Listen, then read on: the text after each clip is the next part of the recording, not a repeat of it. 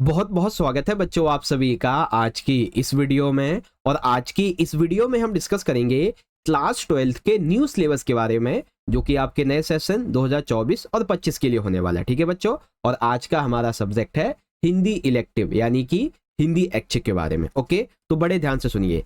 आज की इस वीडियो में सबसे पहले हम ये डिस्कस करेंगे कि हिंदी इलेक्टिव का आपके नए सेशन 2024 और 25 के लिए आपका सिलेबस क्या रहने वाला है, यानी कि पूरे साल भर हिंदी से आखिर आपको पढ़ना क्या क्या है। ठीक है, और ये जो दूसरी इंपॉर्टेंट अपडेट है ये हमारी तरफ से आपके लिए लेके आई गई है, जो कि आपके 2024 और 25 के सेशन के जो सीबीएसई के बोर्ड के एग्जाम होंगे 2025 में फरवरी और मार्च के महीने में, इन बोर्ड एग्जाम के लिए हमारी तरफ से आपकी हिंदी के लिए क्या स्ट्रेटेजी रहने वाली है, यानी कि पूरे साल भर हम आपको कैसे पढ़ाएंगे, किस प्रकार का कंटेंट लेके आएंगे, उसका पूरा रोड मैप, पूरी स्ट्रेटेजी इस वीडियो के एंड में आपको मैं समझाने वाला हूं। और आप यकीन मानो बच्चों, जो भी स्ट्रेटेजी मैं बताऊंगा अगर आपने उसके सारे के सारे स्टेप को स्टेप बाय स्टेप फॉलो कर लिया तो आई विल श्योर यू कि आप 100 आउट ऑफ 100 मार्क्स लेके आओगे। ठीक है, बट करना क्या होगा, जो भी स्ट्रेटेजी मैं आपको बताऊंगा उससे अच्छे से फॉलो कीजिएगा। ठीक है,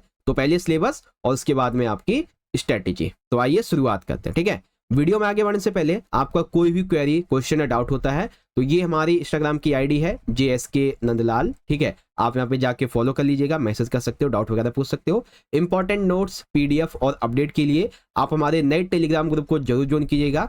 टेलीग्राम पे सर्च कीजिएगा स्मॉल लेटर्स में, ठीक है ना, स्मॉल लेटर्स में सर्च करना है आपको टॉपर्स स्टडी पॉइंट और आपको मिल जाएगा। ओके बच्चों, तो आ जाइए शुरुआत करते हैं।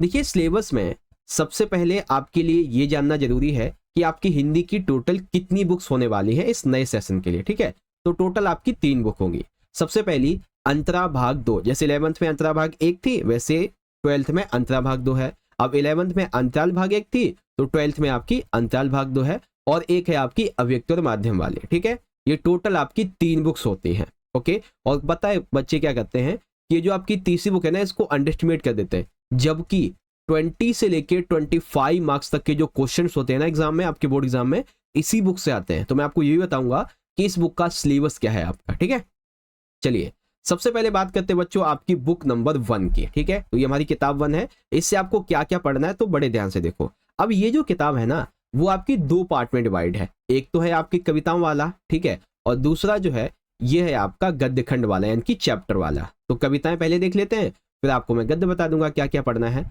तो कविता खंड भी 2 प्रकार का है। एक है इसमें आधुनिक कवि का। आधुनिक कवि में टोटल आपको 5 कवियों के बारे में पढ़ना है।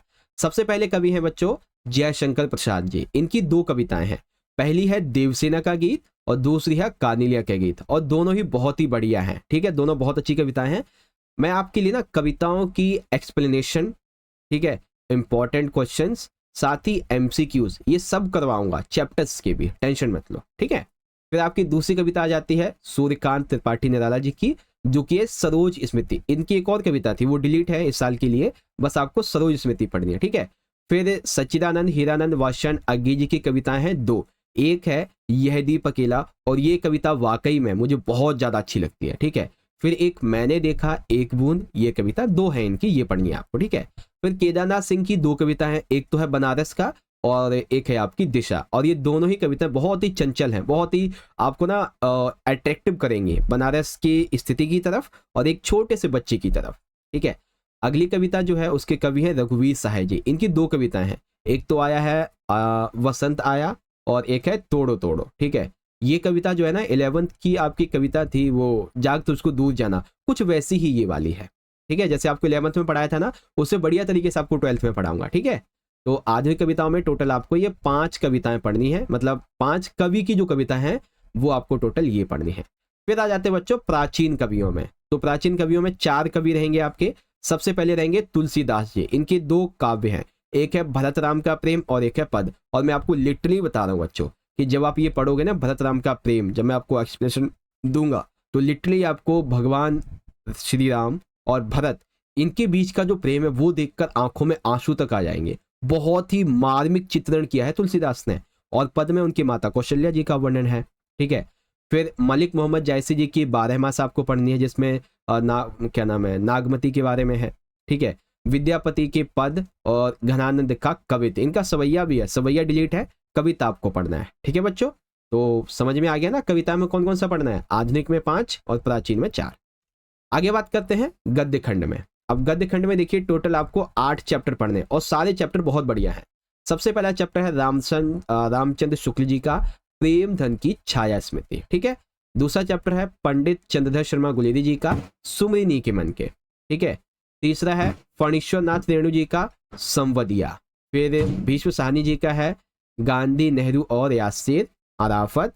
पांचवा है बच्चों असगर वजाहत का शेर पहचान चार हाथ और साजा। ये कुछ लघु कथाएं हैं, टोटल 4 लघु कथाएं हैं इनकी, तो ये आपको पढ़नी है। ठीक है, फिर निर्मल वर्मा जी का है जहां कोई वापसी नहीं।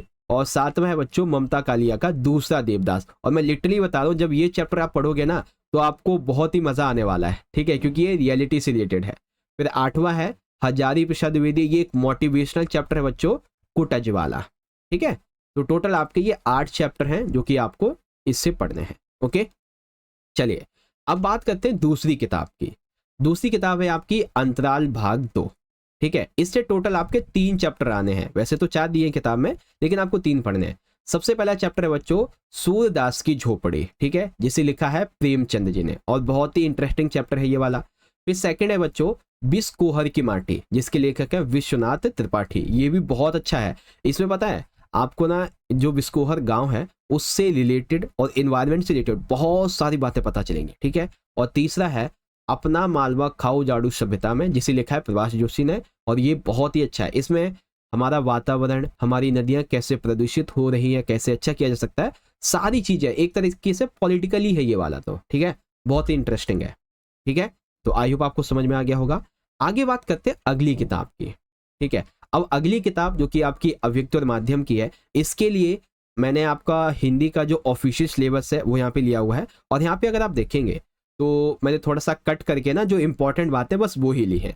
तो तीसरा पॉइंट जो है ना सिलेबस का, वो आपका कहता है कि यूनिट नंबर जो 1 है आपकी जनसंचार माध्यम और लेखन, इसमें से आपके 3 चैप्टर आपको पढ़ने हैं, चैप्टर 3, 4 एंड 5। ठीक है, कौन कौन से, चैप्टर 3, 4 एंड 5। फिर यहाँ पे चौथा दिया गया बच्चों कि 3, 4, 5 से संबंधित लघुतीय प्रश्न होंगे ये। और छठे में देखो क्या दिया गया है, चैप्टर नंबर आपका 6, 7 और 8। ये आपकी यूनिट नंबर सेकंड से, किससे, सेकंड से, चैप्टर 6, 7 और 8। तो देख लेते हैं भाई कौन कौन से चैप्टर हैं आपके। तो देखो सबसे पहले हमारी इकाई 1 थी ना, जनसंचार माध्यम और लेखन, तो इसमें से है विभिन्न माध्यमों के लिए लेखन, ये आपको पढ़ना है। फिर 4th था हमारा पत्रकारी लेखन के विभिन्न स्वरूप और लेखन प्रक्रिया, ये पढ़ना है। विशेष लेखन स्वरूप और प्रकार, ये पढ़ने। तो ये तो हो गई इकाई नंबर 1। अब इकाई 2 से आपको क्या क्या पढ़ना था सृजनात्मक लेखन से, तो 6, 7 और 8। छठा क्या है, कैसे बनती है कविता। 7वां नाटक लिखने का व्याकरण, और 8वां है कैसे लिखे कहानी। ठीक है, यही है अभी तक, और अगर कोई चेंज होगा इसमें तो मैं आपको बता दूंगा। बाकी ये सब 11th के लिए है। ओके, तो ये सिलेबस हो गया आपका अच्छे तरीके से। एक बार मैं आपको पूरा सिलेबस दोबारा से रिवाइज करवा लेता हूँ, आप देख लेना अच्छे से। ठीक है, देखो आपकी अंतरा से आपको आधुनिक और प्राचीन में, आधुनिक में 5, प्राचीन में 4 कवि पढ़ने हैं। ठीक है, और उनकी कविता। गद्य खंड में टोटल आपको ये 8 चैप्टर्स पढ़ने हैं। उसके बाद इसमें आपको टोटल ये 3 चैप्टर पढ़ने हैं अंतराल वाली में। और रही बात इसकी, तो टोटल आपको 3 से लेके 8, ये 6 चैप्टर्स आपको इसके पढ़ने हैं। ओके, चलिए, तो क्या अब आप तैयार हो बच्चों अपने एग्जाम की स्ट्रेटेजी को समझने के लिए? तो लेट्स स्टार्ट। देखिए, हिंदी इलेक्टिव के लिए हमारी तरफ से आपके बोर्ड एग्जाम 2025 के लिए जो स्ट्रेटेजी रहने वाली है, उसका सबसे पहला जो स्टेप है वो रहेगा चैप्टर वाइज एक्सप्लेनेशन का। यानी कि आपकी अंतरा भाग 2 और अंतराल भाग 2, ठीक है ना, इन दोनों ही बुक्स के जितने भी चैप्टर्स हैं, ठीक है, जितने भी आपके चैप्टर्स हैं, जितनी भी आपकी पोएम्स हैं, सभी का बहुत अच्छे तरीके से मैं एक्सप्लेनेशन का वाला वीडियो लेके आऊंगा। ठीक है, सेकंड, जब आपका सिलेबस एक्सप्लेन हो जाएगा उसके बाद chapter wise, poem wise, most important आपको मैं क्वेश्चन भी कराऊंगा। ठीक है, अब पेपर में देखो आपके एमसीक्यू भी आते हैं और पैसेज भी आते हैं, जो काव्यांश और गद्यांश होते हैं ना, तो काव्यांश और गद्यांश की बहुत सारे, कम से कम 10 से 20 एग्जाम्पल के साथ में आपके मैं प्रैक्टिस करवाऊंगा, और हर एक पोएम के, हर एक चैप्टर के मोस्ट इंपॉर्टेंट एमसीक्यूज भी आपको करवाऊंगा बहुत बढ़िया तरीके से। इवन एमसीक्यू के लिए हम लाइव भी अटेंड करेंगे, ठीक है। और सबसे इंपॉर्टेंट आ जाता है बच्चों पीवाईक्यूज।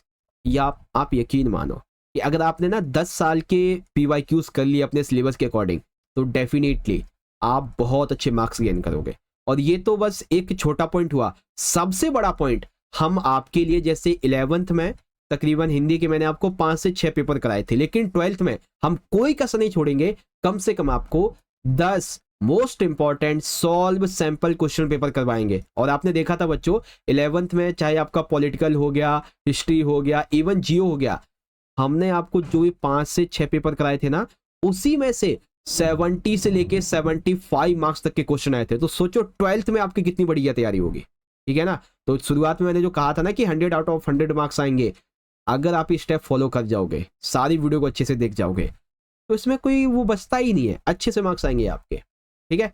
तो आई होप बहुत अच्छे से आपको सारी चीजें समझ में आ गई होंगी। अभी भी आपका कोई भी क्वेरी, क्वेश्चन या डाउट होता है तो ये हमारे इंस्टाग्राम की आईडी है, फटाफट से जाइए फॉलो कर लीजिए और मैसेज करके पूछ सकते हो। साथ ही हमारे नए टेलीग्राम ग्रुप को जरूर ज्वाइन कीजिएगा, topper study point. Make sure आपको जो है ना स्मॉल लेटर्स में इससे टेलीग्राम पे सर्च करना है। ओके बच्चों, चलिए मिलते हैं आपसे अगली वीडियो में अगले सिलेबस के साथ में। तब तक के लिए आप पढ़ते रहिएगा और अपना ख्याल रखिएगा। बहुत बहुत धन्यवाद। जय हिंद, जय भारत, वंदे मातरम।